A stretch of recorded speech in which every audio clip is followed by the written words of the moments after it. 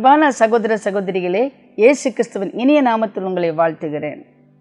தென்னாப்பிரிக்கா சென்று சிறந்த ஊழியத்தை செய்வதற்கு கர்த்தர் கொடுத்த கிருபைக்கான ஆண்டவரை ஸ்தோத்திரிக்கிறேன். அநேக ஜனங்கள், நூற்றுக்கணக்கான மக்கள் தன்னை ஆண்டவருக்கு என்று ஒப்பு கொடுத்தார்கள், விடுதலை அடைந்தார்கள், புத்துணர்ச்சி பெற்றார்கள், எழுப்புதல் உண்டானது. அதற்கு ஆண்டவரை ஸ்தோத்திரிக்கிறேன். என் அன்பான மகன் பாஸ்டர் ஜான் ஜேபஸை கர்த்தர் வல்லமையாய் ஆப்பிரிக்காவில் பயன்படுத்தினார். அவருடைய செய்தியின் வாயிலாக அநேகர் தொடப்பட்டார்கள். கர்த்தரை நாமம் மையப்படுவதாக. அங்கிருந்து நாங்கள் திரும்பி இங்கு வந்தபோது ஒரு சோதனை வழியாக கடந்து போனோம். என் அருமையான மகன் பாஸ்டர் ஜான் ஜேபஸுக்கு மிகவும் கஷ்டமான ஒரு வியாதி, அல்லாவிட்டால் இருமல், வாந்தி என்ற வியாதி வந்தது. அதிகமாக அது கூடினபடியால் ஆஸ்பத்திரியில் அனுமதிக்க வேண்டியது இருந்தது. அதனால் கர்த்தர் பரிபூர்ண சுகத்தை கொடுத்தார். அதற்கு ஆண்டவரை நாமம் மையப்படுவதாக. ஆந்திரா செல்வதற்கு கர்த்தர் ஒரு வழி திறந்தார்.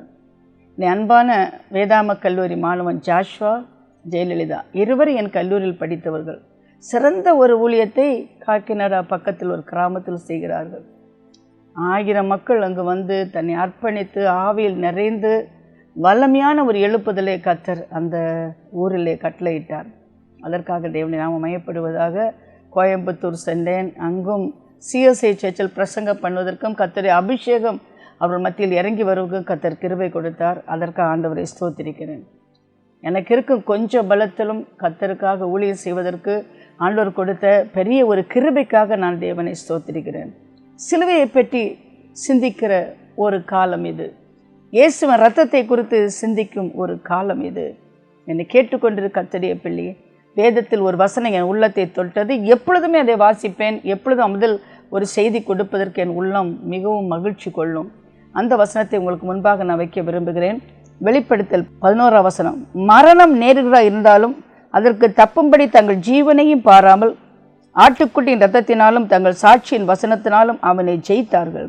ஆகையால் பரலோகங்களே, அவில் வாசமாக இருக்கிறவர்களே களி கூறுங்கள். பூமியிலும் சமுத்திரத்தில் குடியிருக்கிறவர்களே ஐயோ, பிசாசவன் தனக்கு கொஞ்ச காலம் மாத்திரம் உண்டென்று அறிந்து மிகுந்த கோபம் கொண்டு உங்களிடத்தில் இறங்குறபடியால் உங்களுக்கு ஆபத்து வரும் என்று சொல்ல கேட்டேன். ஆம், கொஞ்ச காலம்தான் இருக்கிறது என்பதை உணர்ந்தது மனிதன் அல்ல, பிசாசு. அந்த கொஞ்ச காலத்திலும் தெரிந்து கொள்ளப்பட்டவர்களை வஞ்சிப்பதற்காக அவன் மிகவும் கோபத்தோடு இறங்கி வந்திருக்கிறான். ஆகையால் நமக்கு ஆபத்து உண்டு என்ற வேதத்திலே நாம் கேள்விப்பட்டோம். யுத்தங்களையும் செய்திகளை நீங்கள் கேள்விப்படுவீர்கள். சந்திரன் இரத்தமாகும், சூரியன் இருள் அடையும், ஜனத்துக்கு விரோதமாய் ஜனம், ஜாதிக்கு விரோதமாய் ஜாதி, பட்டணங்கள் தோறும் யுத்தங்கள், பெருவெள்ளம், அது மட்டுமல்ல பூமி எதிர்ச்சி, எல்லாவற்றையும் நாம் கேள்விப்படுகிறோம். அவை அனைத்துமே சாத்தானுடைய கிரியைகள். இந்த காலகட்டத்தில் வாழ்கிற பக்தர்களே, உங்களுக்குள்ளே ஒரு பயம் உண்டாகலாம், ஒரு கலக்கம் உண்டாகலாம். நம்மால் ஆண்டுடைய வருகையின் காலத்தில் நிற்க முடியுமா? வர சோதனைக்கு தப்ப முடியுமா? எரிகிற அந்த கேஸ் கூட கிடைக்க முடியாத ஒரு காலத்தில் வந்திருக்கிறோம். வண்டி கூட ஓடுவதற்கு பெட்ரோல் இல்லாத ஒரு காலத்தில் நாம் வந்திருக்கிறோம். வருங்காலம் எப்படி இருக்கும் என்று சிந்தித்து திணறடித்து கொண்டு நாம் இருப்போம் அல்லவா? ஒரு அற்புதமான வசனம் அல்லவா நான் இப்பொழுது நான் வாசித்தேன். அது எனக்கு ஆறுதலை கொடுத்தது. மரணம் நேருகிறதா இருந்தாலும் அதற்கு தப்பும்படி தங்கள் ஜீவனையும் பாராமல் ஆட்டுக்குட்டியின் இரத்தத்தினாலும் தங்கள் சாட்சியின் வசனத்தாலும் அவனை ஜெயித்தார்கள். அல்லேலூயா! பரலோக வாசிகளே களி கூறுங்கள், அவனை ஜெயித்தார்கள். வாழ்வோ தாழ்வோ, இன்பமோ துன்பமோ, நாச மோசமோ, பஞ்சமோ பட்டயமோ எதுவாக இருந்தாலும் நாம் முற்றிலும் ஜெயம் கொண்டவர்கள். எப்படி ஜெயிக்க முடியும் என்று கேட்கின்றீர்களா? ஆட்டுக்குட்டியின் இரத்தம், தங்கள் சாட்சியின் வசனம், அதனால் அவர் ஜெயித்தார்கள். யார் ஜெயித்தார்கள் என்று பார்க்கும் பொழுது, மரணம் நேருகிறதா இருந்தாலும் தங்கள் ஜீவனை பாராமல் ஆட்டுக்குட்டியின் இரத்தத்தினாலும் தங்கள் சாட்சியின் வசனத்தினாலும் அவனை ஜெயித்தார்கள். மரணம் நேருகிறதா இருந்தாலும் அதை ஜெயிக்கிறவர்கள் யார் தெரியுமா? தன் ஜீவனை அருமையாக எண்ணாதவர்கள். என்னை கேட்டுக்கொண்டிருக்க கர்த்தருடைய பிள்ளைகள், அப்போஸ்தலர் நடபடிகள் 20ஆம் அதிகாரம் 20ஆம் வசனம் பவுல் சொல்கிறார், ஒன்றை குறித்தும் நான் கவலைப்படேன், என் ஜீவனையும் நான் அருமையாக எண்ண மாட்டேன். நல்ல போராட்டத்தை கிருபையின் சுவிசேஷத்தை அறிவிக்கவுமே நான் விரும்புகிறேன். ஒன்றை குறித்து நான் கவலைப்பட மாட்டேன், என் ஜீவனையும் நான் அருமையாக எண்ண மாட்டேன். ஜீவனை அருமையாய் எண்ணாதவர்கள் தான் இந்த உலகத்திலே ஜெயம் கொண்டவர்கள். ஏனென்றால் ஆண்டவர் ஜெயித்தார், மரணத்தை ஜெயித்தார், பாதாளத்தை ஜெயித்தார். மரணமே உன் கூர் எங்கே, பாதாளமே உன் ஜெயம் எங்கே என்று மரணத்துக்கு மரண அடி கொடுத்து சாவுக்கு சாவு மணி அடித்து அவர் வெற்றி வேந்தனார் எழுந்திருந்து இப்பொழுது இயேசுவை மரித்தோர்ந்து உயிர்த்தெழ பண்ணுகிற ஆவியான் நமக்குள் இருக்கிறபடியால் களி கூறுவோம், களி கூறுவோம். நாம் ஜெயிப்போம், நாம் ஜெயிப்போம். நாம் தம் ஜீவனை நாம் அருமையா எண்ணாத ஒரு கூட்டம். பிரியமான கர்த்தருடைய பிள்ளைகளே, ஒரு அருமையான வெளிப்படுத்தலை கர்த்தர் கொடுத்தார். அதை உங்களுக்கு முன்பாக நான் வைக்கிறேன். அது எஸ்தர் ராஜாத்தியின் புத்தகத்தில் நாம் பார்க்கிறோம். அந்த ராஜாவுக்காக ஒரு மணவாட்டியை தேடும் பொழுது அந்த பட்டணத்துள்ள கன்னி பெண்களை அழைத்து வந்து அவர்களிலே சிறந்தவர்களுக்கு அங்கே ஜோடிக்கப்படுகிற நாட்கள் இருந்தது. அதற்காக ஜோடிக்கப்படுகிற ஒரு இடமும் இருந்தது, பியூட்டி பார்லர். அங்கே அவள் கேட்கிற எல்லாம் கொடுக்கப்படும். ஆடம்பரத்திற்கு, அவர்களுக்கு அலங்காரத்திற்கு, ஆகாரத்திற்கு எல்லாமே கொடுக்கப்படும். என்னை கேட்டுக்கொண்டிருக்க கர்த்தருடைய பிள்ளையே, இங்கே எஸ்தர் ராஜாத்தியை ஒரு சபைக்கு நான் அடையாளமாக சொல்ல நான் விரும்புகிறேன். அந்த காலகட்டத்திலே ஆமான் என்று அழைக்கப்படுகிற ஒரு மனிதன் இருந்தான். அவன் யூத மக்களை வெறுக்கிறவனாக இருந்தான். அந்த யூத மக்களை அழிக்க வேண்டும் என்று திட்டமிட்டவனாய் ராஜாவிடத்திலே சென்று அவர்களுக்கு விரோதமாக பேசி அவரை அழிப்பதற்காக மோதிரத்தை பெற்றுக்கொண்டான். முத்திரை வைக்கிற மோதிரத்தை அவன் பெற்றுக்கொண்டான்.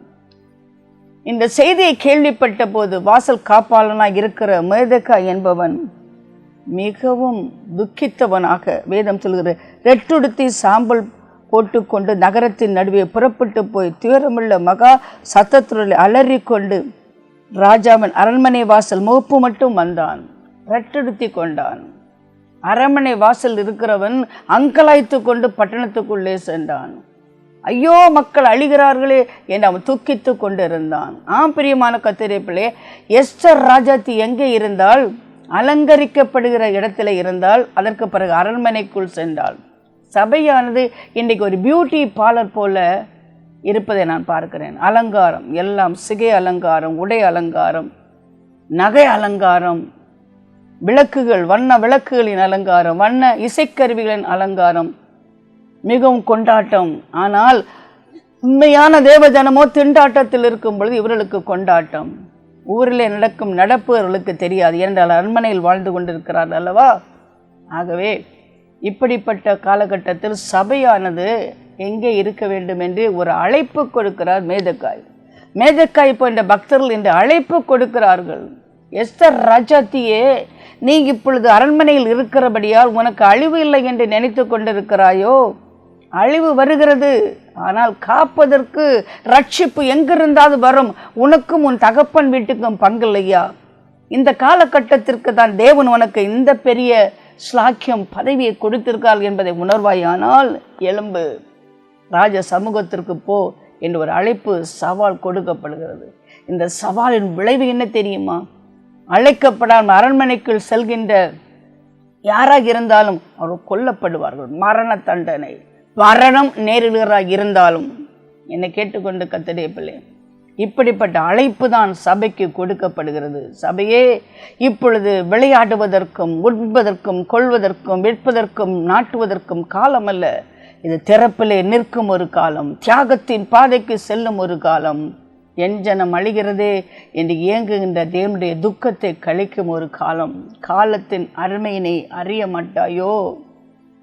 அறிய மாட்டாயோ? இது என்ன காலம்? வருகையின் காலம். கொஞ்ச காலம்தான் கொடுக்கப்பட்டிருக்கிறபடியால் சத்துருவானவன் மும்முரமாய் தேவ ஜனத்தை அழிப்பதற்காக திட்டமிட்டு கொண்டிருக்கும் ஒரு காலம். எங்கும் நீங்கள் பார்க்கலாம், எந்த பட்டணத்திலும் பார்க்கலாம், நம் பட்டணத்திலே பார்க்கலாம். அழிவு எங்கு பார்த்தாலும் சாவு, சாவு. பிசாசவன் யார்? கொல்லவும் அழிக்கவும் திருடவும் வருகிறான். ஆனால் ஜீவன் கொடுக்கவும் அந்த ஜீவன் பரிபூர்ணப்படவும் இயேசு வந்தார். சாத்தான் கொல்ல வேண்டும் என்று திட்டமிட்டு கொண்டு இருக்கும் பொழுது ஜீவன் உண்டென்று உலகத்துக்கு சொல்ல யார் இருக்கிறார்கள்? சபையே, நீ யார் தெரியுமா? கண்ணீர் வெடித்து ரெட்டுடுத்தி தேவ சமூகத்தில் நிற்கும் ஒரு காலம். எஸ்தர் ராஜாத்தி சொன்னால், செத்தாலும் சாகிறேன், எனக்காக உபவாசத்தை நீங்கள் செபியுங்கள் என்று. இது என்ன காலம்? உபவாசத்தின் காலம். இது என்ன காலம்? தேவனுக்கு முன்பாக நிற்கிற கர்த்தருடைய பிள்ளைகள் மரணம் இருந்தாலும் அதை ஆட்டுக்குட்டியின் இரத்தத்தினாலும் சாட்சியின் வசனத்தாலும் ஜெயிக்கிற ஒரு காலம். உபவாசத்தை ஜெபித்தாள். என்னை கேட்டுக்கொண்டிருக்க கர்த்தருடைய பிள்ளை, சபையானது கண்ணீர் விட்டு கதற வேண்டும், ரெட்டுடுக்க வேண்டும். உலகத்தின் அலங்காரம் அல்ல, பரிசுத்த அலங்காரத்தோடு தேவ சமூகத்திலே நிற்க வேண்டும். கண்களிலே மையிட்டு காலிலே சிலம்பொலிக்க இருக்கின்ற ஒரு சபையாக அல்ல, தன்னைத்தானே வெறுத்து சிலுவை எடுக்கும் ஒரு சபை. ஒருவன் என்னை பின்பற்றி வர விரும்பினால் அவன் தன்னைத்தானே வெறுக்க வேண்டும், சிலுவை எடுக்க வேண்டும், அனுதினம் என்னை பின்பற்றி வர வேண்டும் என்று வேதம் சொல்கிறது. எஸ்தர் ராஜாத்தி இப்பொழுது ஆயத்தமானாள். எதற்கு? மரணம் நேரிடுகிறதா இருந்தாலும் என் ஜனத்திற்காக ராஜ சமூகத்தில் நிற்பேன் என்கிற ஒரு தீர்மானம் எடுத்து கொண்டாள். சபையே, உனக்குள்ளே ஒரு சவால் விசுவாசம் இருக்க வேண்டும். மரணம் நேரிடுகிறதா இருந்தாலும் ஆண்டவரே, உம்முடைய சமூகத்தில் உம்முடைய ஜனத்திற்காக நிற்பேன் என்கிற ஒரு வைராக்கிய வாஞ்சை. அவள் ராஜ சமூகத்தில் சென்றபோது ராஜா அவளை பார்த்து என்ன கேட்டார் தெரியுமா? நான் உனக்கு என்ன செய்ய வேண்டும் என்று கேட்டார். எஸ்தர் ராஜாத்தியே, உனக்கு என்ன வேண்டும் என்று கேட்டார். ஆம், ராஜ்யத்தின் பாதி உனக்கு தருகிறேன் என்று சொன்னார். ஆம், என்னை கேட்டுக்கொண்டு கர்த்தருடைய பிள்ளை, இந்த உலகத்தின் ராஜா பாதி தான் கொடுப்பார். ஆனால் ராஜாதி ராஜா ராஜ்யத்தையே உனக்கு கொடுப்பார். திறப்பிலே நிற்கிற கர்த்தருடைய பிள்ளைகளே, ராஜ்யம் உங்களுடையது. என் நாமம் தரிக்கப்பட்ட ஜனங்கள் தங்களை தாங்களே தாழ்த்தினால், பொல்லாத வழியை விட்டு திரும்பினால், தேவன் பக்கமாய் திருப்பினால், ஜெபம் பண்ணினால், ஆண்டவர் தேசத்திற்கு சேமத்தை கொடுப்பார். தேசத்தின் வருங்காலம் எந்த முதல் மந்திரி கையிலோ பிரதான மந்திரி கையிலோ கிடையாது, அது நம் கையில் இருக்கிறது. ஆகவே இந்த பொறுப்பை எடுத்துக்கொண்டவர்களாய் ராஜ சமூகத்திற்கு செல்வோமா? அவள் சென்றவுடனே, ஐயோ ராஜாவே, என்ன நடந்தது என்று உங்களுக்கு தெரியுமா? துஷ்ட ஆமான் என்னையும் என் ஜனத்தையும் அழைக்க வேண்டும் என்று திட்டமிட்டிருக்கிறான் என்று அங்கலைக்கவில்லை. ராஜாவை விருந்துக்கு அழைத்தாளாம். ஆம், ஆண்டவர் சமூகத்தில் போனவுடன், ஆண்டவரே எனக்கு வீடு வேணும், காரு வேணும், சோறு வேணும், உறவு வேண்டும், ஊர் வேண்டும் என்று வேண்டும் வேண்டும் என்று கேட்காமல் ராஜாவை விருந்துக்கு அழைப்போமா? விருந்து என்றால் என்ன தெரியுமா? நீ ஆராதிக்கிற ஆராதனையே அவருக்கு விருந்தாக இருக்கும். ஜெபிக்கும் பொழுது ஆராதனைக்காக ஆராதனையிலே மூழ்கி இருப்போம். ஒரு முறை ராஜாவை விருந்துக்கு அழைத்தாள். உடனே ஐயோ, ராஜா சாப்பிட்டு முடிந்தவுடன் நம்ம வீட்டில் யாராவது வந்தாங்கன்னா ஏதாவது நமக்கு ஒரு விண்ணப்பம் இருக்குமானால் வந்தவர்களுக்கு உணவளித்து விட்டு விண்ணப்பத்தை சொல்ல ஆரம்பித்து விடுவோம். அவள் அப்படி சொல்லவில்லை, மறுபடியும் விருந்துக்கு அழைத்தாள். ஆம், கூப்பிடுங்கள், உங்கள் ராஜாவை விருந்துக்கு கூப்பிடுங்கள். நீ ஏழையானாலும் உன் ராஜாவை விருந்துக்கு அழைக்கலாம். நீ யாராக இருந்தாலும் ஒரு ராஜாவை விருந்துக்கு அழைக்கலாம். ஒரு பெரிய மாளிகையை பார்த்து, பெரிய அரண்மனையை பார்த்து, அல்லாவிட்டால் ஆடம்பர விருந்தை பார்த்து வருகிறவர் அல்ல. நொறுங்கிய இதயம் உள்ளவர்களுடைய ஆராதனை தான் அவருக்கு விருந்து. நொறுங்கின இதயமுள்ளவர்களுடைய பக்கமாக இருக்கிற ஆண்டவர் மறுபடியும் ஆராதிக்க ஆரம்பித்தார். அந்த ஆராதனை உச்சக்கட்டம் எப்படி தெரியுமா? அந்த வஸ்திரத்தின் ஓரத்தை தொட்டாலே பெரும்பாலுள்ள ஸ்ரீ, அது போன்றது. அவளுக்கும் ஆண்டவருக்கு இடையில இடைவெளியே இல்லை. ஆராதனை பண்ணும் பொழுது நாம் அதிகமாக வானத்துக்கு ஏறுகிறோம், தேவ சமூகத்துக்கு ஏறுகிறோம், தேவ பிரசன்னத்துக்கு ஏறுவோம். தேவ பிரசன்னத்தின் முழுமைக்குள் போகும் பொழுது ஆண்டவரை தொட்டு விட்டோம். அப்பொழுது உன் திட்டத்தை விவரித்து சொல்லலாம். ஐயா, இந்த துஷ்ட ஆமான் என் ஜனத்தை அழிக்கும்படியாக திட்டமிட்டு இருக்கிறான். உடனே ராஜாவுக்கு கோபம் வந்தது. அவனை துரத்தி விட்டு அவன் கையில் இருந்த மோதிரத்தை வாங்கி எஸ்தருக்கு கொடுத்தாள். துஷ்ட ஆமான் கையில் இருந்த மோதிரம் எல்லோரையும் அழிப்பதற்காக உத்தரவு கொடுக்கும் ஒரு மோதிரம். அதே மோதிரம் எஸ்தர் கையில் வந்தபோது எல்லாருக்கும் ஜீவன். பிரியமான கர்த்தருடைய பிள்ளை, ஒரு நாள் நான் ஜெபம் பண்ணேன், ஆண்டவரே எனக்கு மோதிரம் தாரும், மோதிரம் தாரும். ஆண்டவர் சொன்னார், நீ நகையை போட மாட்டியே, மோதிரம் கேட்கிறியேன்னு. ஆண்டவர் சொன்னார், அவனுக்கு மோதிரம் கொடுக்கவில்லை, உன்னையே மோதிரமாய் மாற்றி இருக்கிறேன். உன்னை நான் முத்திரை மோதிரமாய் மாற்றி இருக்கிறேன். நீ ஜெபித்து கேட்பது எதுவோ அது உனக்கு கொடுக்கப்படும். நீ கட்டளையிடுவது எதுவோ அது நடக்கும். என்னை கேட்டுக்கொண்டது கர்த்தருடைய பிள்ளைகள், ஜெபிக்கிற பிள்ளைகளால் எந்த சாத்தானை அசைக்க முடியும்? வேதம் சொல்கிறது, ஆட்டுக்குட்டி இரத்தத்தினாலும் சாட்சியின் வசனத்தாலும் அவனை ஜெயித்தார்கள். நாம் ஜெயிக்கிற ஒரு கூட்டம், ஜெயிக்கிற ஒரு கூட்டம். இந்த பூமியிலே நீ கட்டுவது பரலோகத்திலே கட்டப்பட்டிருக்கும், பூமியிலே கட்டவிழ்ப்பது பரலோகத்திலே கட்டவிழ்க்கப்பட்டிருக்கும். அதிகாரம் நமது கையில் கர்த்தர் கொடுத்திருக்கிறார். என்னை கேட்டுக்கொண்டு கர்த்தருடைய பிள்ளை, அதிகாரத்தை எடுத்துக்கொள்வோம். நாம் ஜெபம் பண்ணுவோம். அவள் மோதிரத்தை எடுத்தாள், முத்திரை வைத்தாள், நற்செய்தி அனுப்பினாள். அது என்ன நற்செய்தி? உங்களுக்கு ஜீவன், உங்களுக்கு ஜீவன், மரணத்திற்கு உங்கள் மேல் அதிகாரம் இல்லை, துஷ்ட ஆமானின் சூழ்ச்சியின் திட்டத்திற்கு உங்கள் மேல் அதிகாரம் இல்லை. இந்தியா முழுவதும் துஷ்ட ஆமான் திட்டமிட்டு கொண்டிருக்கிறான். சதி திட்டங்கள் எங்கும் உண்டு. வாழ்க்கையிலே நாம் பார்க்கிறோம், நமக்கு விரோதமாய் சதி திட்டங்கள் இருக்கிறது. ஆனால் சதி திட்டங்கள் ஒன்று நிறைவேறாமல் போவதற்கு இயேசுவின் இரத்தம் உண்மையில் இருக்கிறது. ஆட்டுக்குட்டி இரத்தத்தினாலும் சாட்சியின் வசனத்தாலும் நாம் அவனை ஜெயிப்போம். ஆம், ஜீவனின் வசனம், ஜீவனின் அதிகாரம் நம்முடைய வாழ்க்கையில் இருக்கிறது, நாவல் இருக்கிறது. என்னை கேட்டுக்கொண்டு ஜீவனின் அதிகாரம் உன் ஜெபத்தில் இருக்கிறது. ஆனால் கேளுங்கள், உங்கள் சந்தோஷம் நிறைவாயிருக்கும்படி பெற்றுக்கொள்வீர்கள்.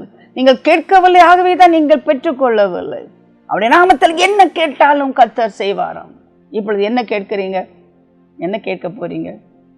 ஆண்டவரே, அடுத்த வீட்டுக்காரங்க சண்டைக்கு வராங்க, என் கணவன் சரி கிடையாது, ஆண்டவரே என் பிள்ளைங்க சரி கிடையாது, இதுதான் சொல்ல போறீங்களா? அல்லாவிட்டால் ஆண்டவரே இந்த ராஜ்யத்தை எனக்கு தாரும், இந்தியா ராஜ்யத்தை எனக்கு தாரும், இந்திய மக்களை எனக்கு தாரும், அழிகின்ற மக்களை எனக்கு தாரும். ஆண்டவரே, உம்முடைய விருப்பம்தான் என்னுடைய விருப்பம். ஆண்டவரே, அழிகின்ற மனுக்குலத்திற்காக தன்னையே அர்ப்பணித்த ஆண்டவரே, என்னையும் அதற்காகவே நான் அர்ப்பணிக்கிறேன்.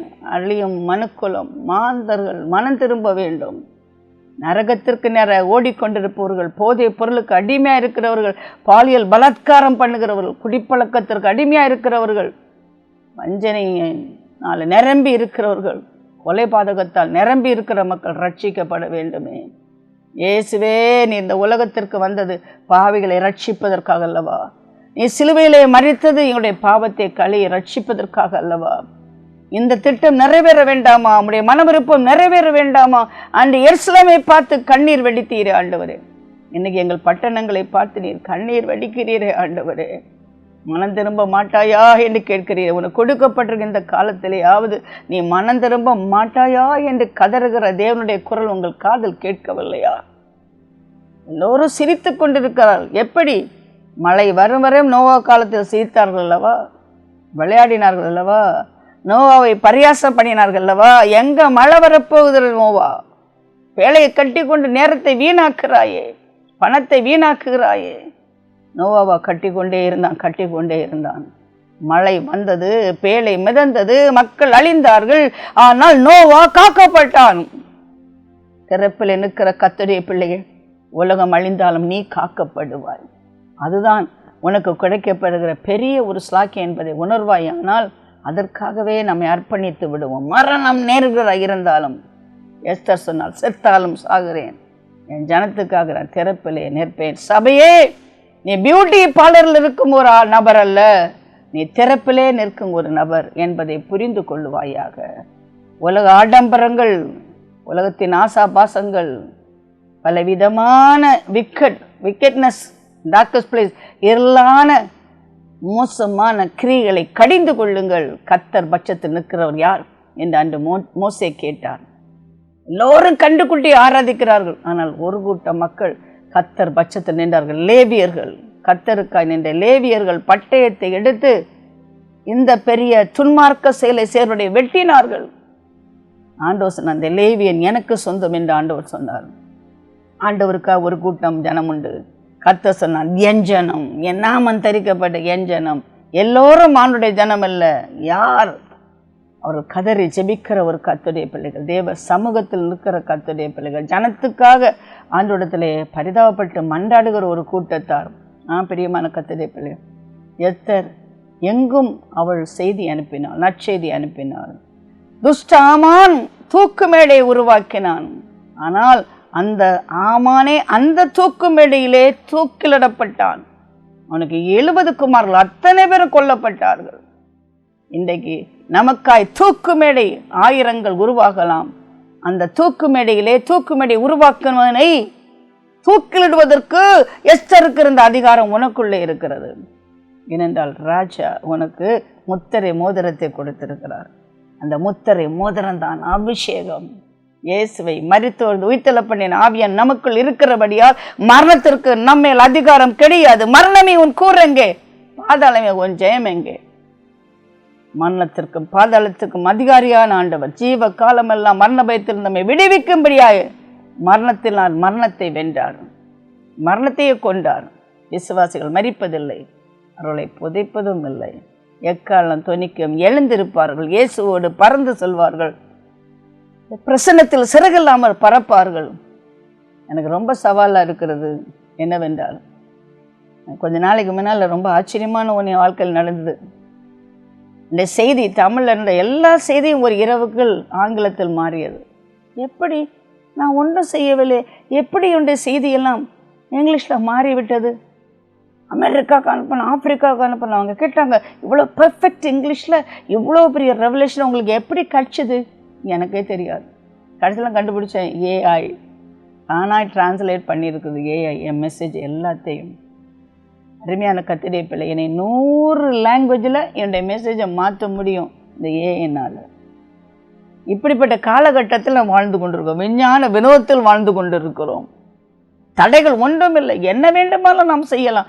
அப்படிப்பட்ட காலகட்டத்தில் வாழ்ந்து கொண்டிருக்கிறோம். இன்டர்நெட், வாட்ஸ்அப், ட்விட்டர், இன்ஸ்டாகிராம் என்னெல்லாம் இருக்குது இந்த காலகட்டத்தில். இந்த காலகட்டத்தில் பக்கத்து வீட்டுக்காரங்கள் செய்தி அனுப்புவதற்கு நம்மளால் முடியலை.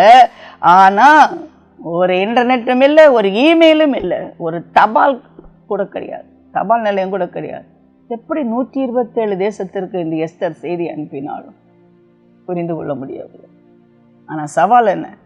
அவளால் முடியும்னா நம்மளால் முடியும். சபையே உன்னால் முடியும். ஒருவன் 1000 பேரை துரத்துவான், 2 பேர் 10,000 பேரை துரத்துவார்கள். அப்படி என்றால் நம் சபையில் இருக்கோம் அத்தனை பேரும் சேர்ந்து விட்டால் இந்த உலகத்தை இயேசுவண்டை துரத்த முடியுமா முடியாதா?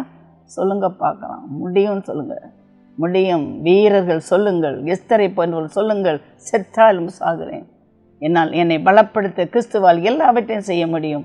பலத்தினாலும் பராக்கிரமத்தாலும் அல்ல, ஆவியால் ஆகும். இது என்ன ஆவியானவர்? இயேசுவை மரித்தோர்ந்து உயிர்த்தெழ பண்ணின most powerful spirit of God is in us. So we can because God can. ஆண்டவருக்காக எழும்புவோமா? செத்தாலும் சாகிறேன் என்று சொல்கிற கர்த்தருடைய பிள்ளைகள் தான், ஜீவனை அருமையாக எண்ணாதவர்கள் தான் என்று ஜெயிக்கிறவர்களாக இருப்பார்கள். பயப்படுறவனும் அபிசுவாசியும் அஞ்ஞானியும் தேவனுடைய ராஜ்யத்தில் பிரவேசிப்பதே கிடையாது. பிரியமான தானியேல் 3ஆம் அதிகாரத்தில் பார்க்கும் பொழுது நம்ம தானியேலை பார்க்கிறோம். ஒரு பெரிய பொற்சிலையை நாட்டி நேபுகாத்நேச்சார் இந்த எக்காலம், நாகசுரம், கிண்ணறம், வீணை, சுரமண்டலம், தம்புரு முதலான சகல விதமான கீத வாத்தியங்களின் சத்தத்தை கேட்கிற எந்த மனுஷனும் தாழ விழுந்து பொற்சிலையை பணிந்து கொள்ள வேண்டும் என்று, எவனாகிலும் தாழ விழுந்து பணிந்து கொள்ளாமல் போனால் அவன் எரிகிற அக்கினி சூளையின் நடுவிலே போடப்பட வேண்டும் என்று ராஜாவாகிய நீர் கட்டளையிட்டீர். ராஜா கட்டளையிட்டிருக்கிறார். அவன் நாட்டி வச்ச பொற்சிலையைத்தான் வணங்க வேண்டும், வேறு எதையும் வணங்கக்கூடாது. இசைக்கருவிகள் பல அங்கு இசைக்கும் பொழுது அவர்கள் அந்த சிலையை வணங்க வேண்டும். இன்றைக்கி எங்கேயோ ஒரு பாட்டு கேட்டால் உடனே தாளம் போடுற கூட்டத்தை நான் பார்க்குறேன். அது சினிமா பாட்டாக இருந்தால் இன்னும் அதிகமாக கை தட்டுறது, கால் தட்டுறது, ஆடுறது, பாடுறது தெருவில் நான் பார்க்குறேன். உடனே சாத்தானுக்கு வளைஞ்சு கொடுத்துருவாங்க, எந்த பாட்டாக வளைஞ்சு கொடுத்துருவாங்க. தானியேல், மேஷாக், அபேத்நேகோ வளைந்து கொடுக்காத முதுகெலும்பு உள்ளவர்கள். கிறிஸ்தவனே, உன்னுடைய கொழுப்பு எங்கே இருக்குது தெரியுமா? உன் எலும்பில் இருக்குது. எதுக்காக? வளைந்து கொடுக்காமல் நிற்பதற்காக. எத்தனை இசைக்கருவிகள் பாருங்கள். எக்காலம் எவ்வளோ பெரிய சத்தமாக இருக்கும், நாகசுரம் எப்படி இருக்கும், கிண்ணறம், வீணை, சுரமண்டலம், தம்புரு, எல்லாம் ஆர்கெஸ்ட்ரா, ஃபுல் ஆர்கெஸ்ட்ரா இருக்குது. அதை வாசிக்கும்போது யாருமே ஆடாமல் விளையாமல் இருக்க முடியாது. ஆனால் 3 பேர் நின்றாங்க. கர்த்தருக்கு ஸ்தோத்திரம், நின்றாங்க. God is for me, who can be against me? கர்த்தர் என் பட்சத்தில் இருக்கும் பொழுதுக்கு எனக்கு விரோதியாக இருப்பவன் யார்? கர்த்தர் என்னை நீதிமானாக்கி இருக்கும் பொழுது என்னை குற்றவாளியாக்கத்தக்கவன் யார்? இயேசுவின் அன்பை விட்டு என்னை பிரிப்பவன் யார்? எந்த இசையும் என்னை பிரிக்காது. என்னை கேட்டுக்கொண்டிருக்கும் வாலிப நண்பர்களே, எந்த இசைக்கும் நீங்கள் தலையசைக்க வேண்டாம், எந்த இசைக்கும் நீங்கள் தாளம் போட வேண்டாம். உள்ளத்தின் ஆழத்தில் இந்த ஆண்டவரை பாடி கீர்த்தனம் பண்ணுங்கள். இதற்கு தண்டனை என்ன தெரியுமா? எரிகிற அக்கினியிலே போடப்படுவார்கள். ஒரு சின்ன தண்டனைன்னு சொன்னா பயப்படுறது யார் தெரியுமா? கிறிஸ்தவங்க தான். நம்முடைய முகமதிய சகோதரர்லாம் பயப்பட மாட்டாங்க, சீக்கியர்கள் பயப்பட மாட்டாங்க. பயப்படுறது யாரு? நம்ம தான். பயப்படுற ஆவி ஆண்டவர் கொடுத்திருக்காரு. அன்பும் தெளிந்த புத்தியும் தைரியமுள்ள ஆவியை கொடுத்திருக்கிறாரு. தன் ஜீவனை அருமையா எண்ணாதவர்கள் தான் ஆட்டுக்குட்டியின் ரத்தத்தினாலும் சாட்சியின் வசனத்தாலும் அந்த பொல்லாங்கனை ஜெயிக்க முடியும். என்னை கேட்டுக்கொண்டு கர்த்தருடைய பிள்ளை, நான் பலவீனமான ஒரு ஆள் தான். ஆனால் இந்த பயந்தாங்கொள்ளி தன்மையே கிடையாது. Do or die for God. நிறைய சாட்சி சொல்ல முடியும். I live dangerously for God. இப்போ கூட கருப்பு மனிதர்கள் வாழ்கிற அந்த இடத்துல போய் அந்த கருப்பு மனிதனுடைய ஹோட்டலில் தங்கித்தான் நான் வந்திருக்கேன். அவங்களாம் பயங்கரமான ஜனங்க. ரசிக்கப்பட நிறைய இருக்காங்க, ஆனால் பயங்கரமானவங்க.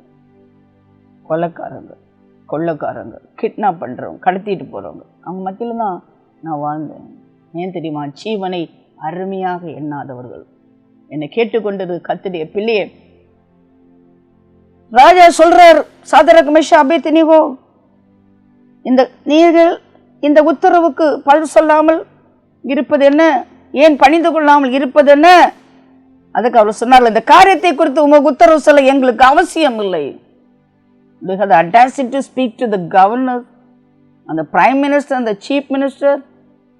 இதை பற்றி பேசுறதுக்கு எங்களுக்கு அவசியம் இல்லைன்னு சொல்றதுக்கு தைரியம் இருக்கா? என்னை கேட்டுக்கொண்டு கர்த்தருடைய பிள்ளையே, இப்பொழுது தேர்தல் வருகிறது. வளைந்து கொடுக்காத சாத்ராக் மேஷாக் அபேத்நேகோவா நீங்க இருங்க. யாருக்கு நீங்க வளைந்து கொடுக்க வேணும்? ஐயோ, அவரை பற்றி பேசினான்னு ஜெயிலில் போட்டுருவாங்க, இவரை பற்றி பேசினான்னா ஜெயிலில் போட்டுருவாங்க. கிடையாது, கிடையாது. தலை நிமிர்ந்து நெல்லுங்கள். கிறிஸ்தவன் என்று சொல்லுங்கள். இயேசு எனக்குள் இருக்கிறார் என்று சொல்லுங்கள். சத்தியத்துக்காக போராடுங்கள். போராடு. உண்மையை உண்மை என்று சொல்லு. உண்மை ஊமையாக கூடாது. உண்மையாக இருக்க வேண்டும். உண்மை ஊமையாக கூடாது. என்னை கேட்டுக்கொண்டு கர்த்தருடைய பிள்ளையே, நாங்கள் ஆராதிக்கிற எங்கள் தேவன் எங்களை தப்புவிக்க வல்லவராக இருக்கிறார். அவர் இரு அக்கினி சூளைக்கும் ராஜாவாகி உம்முடைய கைக்கும் எங்களை நீங்களாக்கி விடுவிப்பார். விடுவியாமல் போனாலும், அதுதான் மெயின் பாயிண்ட். தலைவலி போல உடனே வர சாமிகிட்டே போயிடுவாங்க, மந்திரம் போட போயிடுவாங்க, கயிறு கட்டிக்குவாங்க. இப்படி ஒரு கூட்டம் இருக்குது. வள்ளுகிறவங்க, நழுவுறவங்க, இவங்கெல்லாம் ஆண்டவருக்கு ஜெயம் கொண்டவங்க கிடையாது. ஜீவனை அருமையா எண்ணாதவர்கள். என்ன வந்தாலும் வரட்டுமே, என்ன உயிர் போனால் நேரம் ஆண்டோட்ட போகிறோம், அவ்வளோதானே. வேற என்ன? அதுக்கு மேலே என்ன? நம்ம நேசிக்கிறோம், சேவிக்கிறோமே, ஆண்டோட்ட போகிறது என்ன பயமா? அதுக்கு கவலையா? அதுக்காக நம்ம வளைஞ்சு கொடுக்க போகிறோமா? கிடையாது. விடுவியாமல் போனாலும் நீ நிறுத்தி வைத்திருக்கிற பொற்சிலையில் நாங்கள் வணங்குவது கிடையாது. இந்த காலகட்டத்தில் நீங்கள் இப்படிப்பட்ட ஒரு தீர்மானத்தை எடுக்க வேண்டும். என்னை கேட்டுக்கொண்டு கர்த்தருடைய பிள்ளையே, அக்கினி சூளையில் போட்டாங்க, 3 பேரை போட்டாங்க, 4 பேர் நடக்கிறத நேபுகாத்நேச்சார் பார்த்தார். 3 பேர் தானே போட்டோம், 4 பேராக இருக்குது. 4வது ஆள் பார்த்தா அது கடவுள் போல் இருக்குது, தேவன் போல் இருக்கிறது. போலெல்லாம் கிடையாது, தேவனே தான். வைராக்கியமாக ஜீவனை அருமையா எண்ணாத மக்களுக்கு அக்கினி சூளையில் ஆண்டவர் இறங்கி வருவார், அவளோடு நடப்பார். நடந்தது என்ன? இந்த பெரிய அக்கினி வந்து விட்டால் இந்த அற்பமான அக்கினி அடங்கியே போயிடும். அவ்வளோதான். Wild fire, the real fire come, the wild fire had to finish is power. அதுக்குடைய வல்லமை அப்படியே அடங்கி போயிடுது. பிரியமான கர்த்தருடைய பிள்ளையே, என்ன பெரிய ஒரு அக்கினி இறங்கி வருது. எங்கள் தேவன் எரி நெருப்பில் இறங்கி வருகிறவர். அவர் நெருப்பாக இருக்கிற தேவன். என்ன கேட்டுக்கொண்டு கர்த்தருடைய பிள்ளையே, நீ எரி நெருப்புக்குள்ள நீ இருக்கிற சமயம் தான் சொல்லணும், அக்கினியில் நடக்கும் பொழுது அவர் என்னோட கூட இருப்பார். கொஞ்சம் பேர் எப்படின்னா சொல்லுவாங்க, அக்கினியில் நடக்கும் பொழுது என்னோடு கூட இருப்பாங்க. ஹாட் காஃபி கூட குடிக்க முடியாது, அதான் சொல்லுவாங்க, அக்கினியில் நடக்கும் பொழுது கர்த்தர் என்னோடு கூட இருப்பார். யாரோடு இருப்பார் தெரியுமா? நீ walk with the real fire. அந்த உண்மையான அக்கினியோடு நீ வாழணும். அக்கினியாக இருக்கணும். உனக்கு பிரசங்கம் அக்கினியாக இருக்கணும். அப்போ தான் கர்த்தர் அக்கினியாக தேவனில் இறங்கி வருவார். நான் சொல்லி முடிக்கிறேன். நேபுகாத்நேச்சார் கேட்டார், உன்னதமான தேவனுடைய தாசராகிய சாத்ராக் மேஷாக் அபேத்நேகோ என்பவர்களை நீங்கள் வெளியே வாருங்கள் என்றான். அப்பொழுது சாத்ராக் மேஷாக் அபேத்நேகோ அவர்கள் அக்கினி நடுவிலிருந்து வெளியே வந்தார்கள். அப்பொழுது முக்கியமான இது, அவருடைய தலைமயிர் கருகாமலும் அவருடைய சால்வைகள் சேதப்படாமலும் அக்கினியின் மனம் அவர்கள் மேல் வீசாமல் இருந்தது. The smell of the fire was not there. அதுதான் ரொம்ப அற்புதமானது. நேபுகாத்நேர் வசனித்து சாதரக் மேஷாக் ஆபேத்நேகோ நம்முடைய தேவனுக்கு ஸ்தோத்திரம், அவர் தங்களுடைய தேவனை தவிர வேறொரு தேவனையும் சேவித்து பணியாமல் அவரையே நம்பி ராஜாவின் கட்டளையை தள்ளி தங்கள் சரீரங்களை ஒப்பு கொடுத்ததினால் அவர் தமது தூதனை அனுப்பி தம்முடைய தாசரை விடுவித்தார்.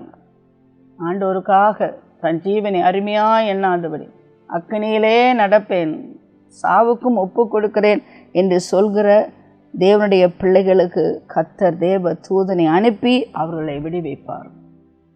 என்னை கேட்டுக்கொண்டு கர்த்தருடைய பிள்ளையை தன் ஜீவனை அருமையா எண்ணாத பிள்ளைகளுக்காக கர்த்தர் தூதர்களை அனுப்புவார். அவர்களை பாதுகாப்பதற்காக, பராமரிப்பதற்காக, அவளுக்கு பதவி உயர்வு கொடுப்பதற்காக. சாதரக் மேஷாக் ஆபேத்நேகோவுக்கு பதவி உயர்வு கிடைத்தது. பதவி உயர்வு கொடுப்பதற்காக அக்கினியிலும் இறங்கி வருவார். யார் ஜெயம் கொள்கிறவர்கள்? தன் ஜீவனை அருமையா எண்ணாதவர்கள். சின்ன தலைவலிக்கே கவலைப்படுறது, ஏதோ ஒரு பிரச்சனை வந்தால் உடனே கோவப்படுறது, வேண்டாப்பா, இதெல்லாம் எனக்கு வேண்டாப்பா, அதெல்லாம் கிடையாது. நிற்கணும், அக்கினியில் நிற்கணும். நீ கோழியாக இருக்காமல் நிற்கணும், நின்று ஜெயிக்கணும். ஆட்டுக்குட்டி இரத்தத்தினாலும் சாட்சியின் வசனத்தாலும் அவனை ஜெயித்தார்கள். ஜெயிப்போமா? ஜெபம் பண்ணுவோம். அன்பை இறக்கம் நிறைந்த ஆண்டவர், ஆசீர்வதிக்கப்பட்ட இந்த வேலைக்காக உமக்கு நன்றி செலுத்துகிறோம். ஆண்டவரே, நாங்கள் ஜெயிப்போம். சாத்தான் போராடுகிறான், அது போராடும் கடைசி காலம் இது. தெரிந்து கொள்ளப்பட்டுள்ள வஞ்சிக்கும் காலம் இது. ஆனால் ஆட்டுக்குட்டி இரத்தத்தினாலும் சாட்சியின் வசனத்தாலும் நாங்கள் அவனை ஜெயிப்போம். வல்லமையான ஆயுதம் உடைய ரத்தம் ஆண்டவரே எங்கள் மேல் பூசப்பட்டிருக்கிறது. நெருங்காதே சாத்தானே, நாங்கள் ஒரு நெருப்பு என்று நாங்கள் சொல்லுகிறோம். ஆண்டவரே அப்பா, நாங்கள் சாதரக் மேஷாக் ஆபேத்நேகோவா எஸ்தர் ராஜாத்தி போல பியூட்டி பார்லர் சர்ச்சில் நாங்கள் இராதபடி திறப்பிலே நிற்கும் ஒரு சபையில் எங்களை கொண்டு வரும். தியாகத்தின் பாதைக்கு போகிற சபையில் எங்களை கொண்டு வரும்.